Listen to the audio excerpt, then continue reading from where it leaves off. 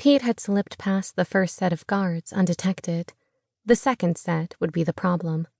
He lifted the binoculars up to his eyes and scanned the structure in front of him. A service door off to one side. He checked his watch. It was 10 past midnight, and the guard shift change was about to happen in 3 minutes. That was his window of opportunity. Get in, get to the freight elevator, enter the code, and take the thing to the labs. There, he would set off the explosives. It would set the company back a few years, giving the others some time. He checked his vest straps by giving them a quick yank. The pack was a bit heavy, but what did you expect from 20 kilograms of pent? Pete Walker woke up with a start. He wasn't supposed to be here. Not this place. Not this time. He reached up and felt the oxygen mask tightly over his mouth and nose. That was good, but he still wasn't supposed to be here. He couldn't. Damn. Another failure. And with that, another chance at redemption, he supposed. Maybe justice, too. All of which didn't matter at the moment. Something or someone had killed him. He took a deep breath and tested his eyes. The filtered light had a green tint to it, so the stinging shock of using his eyes for the first time wasn't so overly painful, just maybe annoying. He took another deep breath and tested his hands. Each finger flexed. That was good. He looked up at a blinking display board over his head. It flashed, "Purge in progress, please stand by." He looked around and spotted the readout displays to his right. Little monitors flashed and displayed numbers and text.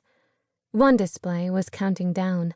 Another was scrolling odd bits of information like, "You can do it, this time for sure. So close, yet so far. It's time to leave. Prepare." That he thought odd. He looked over at the monitor that was displaying a countdown of sorts. Then he remembered. Purge in progress. He looked up and saw 2 metal rings. He grabbed them. Seconds later, he felt the floor underneath his feet vanish. The green-tinted fluid slipped away from his eyesight. He remembered the process now. He waited until the fluid completely drained. The system would cycle through several procedures. Purge was first. Wash was second. Release was third. He counted to 3 and the floor came back. Seconds later, the container he was in filled with some clear fluid. Water, he thought. It was warm and turbulent, like a washing machine. Minutes ticked by as the chamber filled, circulated, and drained several times. The little countdown display kept track and reminded him he was not the original. Intellectually, he understood he was not the original.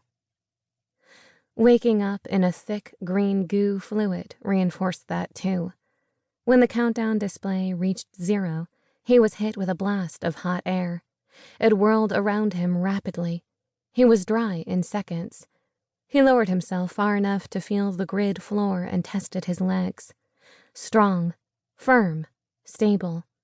He let go of the overhead rings, and with his weight fully supported by his feet, he unsnapped his harness. There was something he was supposed to remember. The cloning process was perfect. The memory transfer, not so much. There were gaps for sure, but were they important pieces missing?